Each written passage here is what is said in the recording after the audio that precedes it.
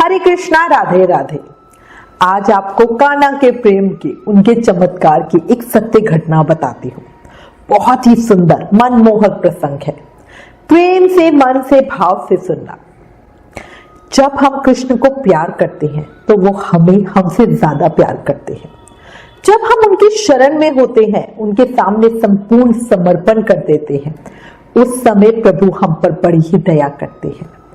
बस मैं हमेशा एक बात कहती हूँ, वो समर्पण वाला भाव पक्का और सच्चा होना चाहिए।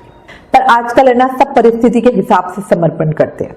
अगर समय सही है तो ठाकुर जी हम आपकी शरण में हैं, और अगर समय गलत है तो ठाकुर जी आपने ये क्यों किया, ऐसा होता है।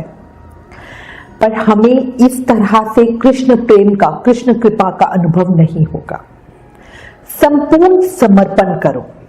जब हम संपूर्ण समर्पण करते हैं ना, तो उस स्थिति में हम कहते हैं, प्रभु हमें तेरे दिए सुख भी प्यारे, हमें तेरे दिए दुख भी प्यारे, तू जो भी दे तेरी मर्जी है। हमेशा दिल से ऐसी ही प्रार्थना करो, ऐसा ही कहो। इसी पे एक लाइन याद आ रही है, मेरे कान्हा जब से रखा है कदम तेरी चौखट पर, आसमां से भी ऊंचा मेरा सर लगता है।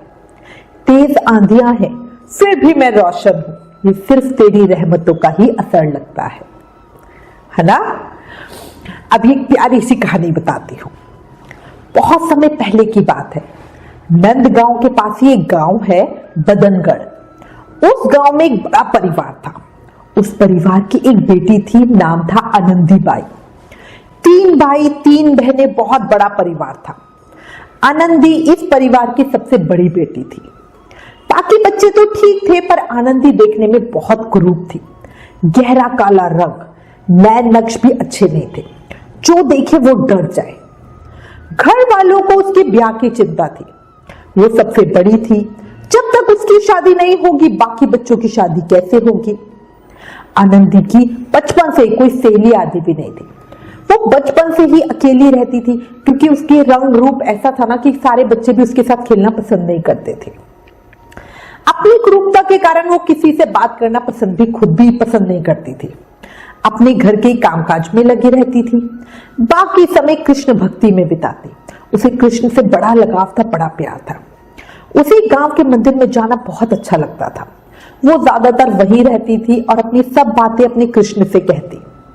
उसके पिता ने कुछ पैसों का लालच देकर गोकुल गांव में एक कुलीन परिवार में उसका ब्याह करवा दिया। अब पैसों के लालच में ब्याह तो हो गया, पर ब्याह से पहले आनंदी और उसके होने वाला पति कभी मिले नहीं थे। आनंदी को बहुत डर था, पर होनी तो होकर ही रहती है ना, और ये कभी कभी कुछ हेर फेर आता है हमारे कर्मों का।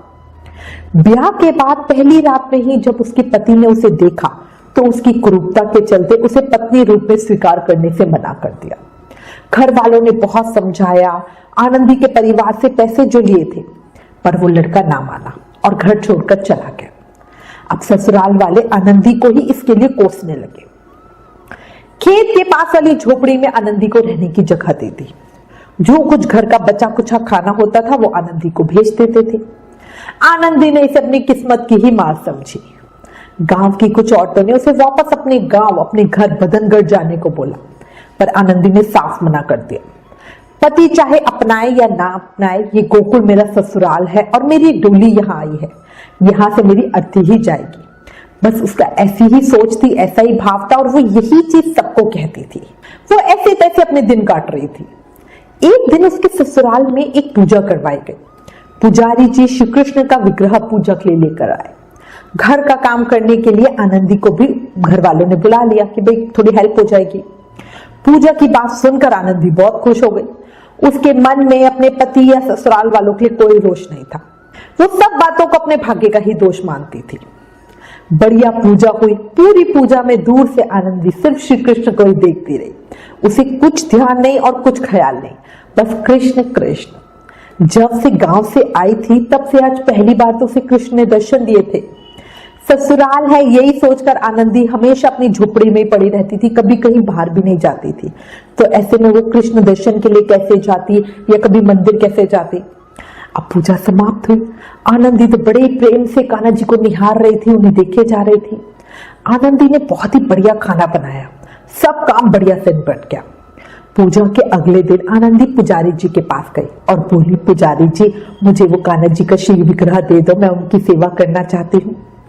पुजारी जी आनंदी को ज्यादा जानते नहीं थे, पर शायद कृष्ण प्रेरणा ये हुई कि पुजारी जी ने बिना कुछ भी सोचे समझे उसे हाँ कर दी और कान्हा जी का वो सुंदर शिव विग्रह आनंदी को दे दिया।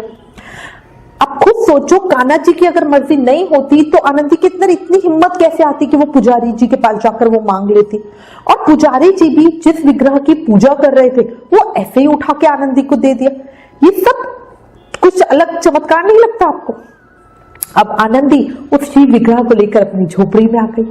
वहां बड़े प्रेम से उनकी सेवा पूजा करने लगी, उनके लिए सुंदर सुंदर कपड़े अपने हाथों से बनाती। अब वो पूरी तरह अपने जीवन से संतुष्ट थी। अब उसे किसी भी चीज का रोष भी नहीं था, बल्कि अब तो वो सोचती, अच्छा है कान्हा जी, जो मेरे पति ने मुझे स्वीकार नहीं किया, मुझे अपनाया नहीं, अगर अपना लिया तो आपकी सेवा पूजा कैसे कर पाती। तब तो मैं गृहस्थी के जंजाल में फंस के रह जाती। वो अब इस तरह की बातें कान्हा जी से करती। आनंदी की छोटी सी झोपड़ी ही मंदिर हो गया। वहां से हमेशा भजन कीर्तन की आवाजें गूंजती रहती। आनंदी की आवाज बहुत मधुर थी। वो सुरीली आवाज में जब भजन गाती तो बड़ा ही आनंद होता। अब वो हर समय कृष्ण सेवा और भक्ति में मस्त रहती। उसको और तो कोई जिम्मेदारी थी ही नहीं। अब उसे कुछ अकेलापन भी नहीं लगता। वो दिन रात अपने कान्हा से बातें करती रहती, कभी उनसे रूठ जाती, कभी उन्हें मनाती, कभी उन्हें खूब प्रेम करती, कभी उन्हें तरह तरह से रिझाती रहती। बहुत से लोग उसके घर दर्शनों के लिए आते और कुछ ना कुछ सामान उसे दे जाते, जिससे आनंदी साधु संतों की सेवा भी बहुत बढ़िया तरीके से करती। एक समय की बात है, कृष्ण जन्माष्टमी आने वाली थी। गोकुल में गोपेश्वर नाथ नामक जगह पर श्री कृष्ण लीला का आयोजन किया गया। उसके लिए अलग अलग पात्रों का चयन होने लगा। पात्रों के चयन के समय पूरा गांव वहीं था। आनंदी बाई भी वहीं आई हुई थी।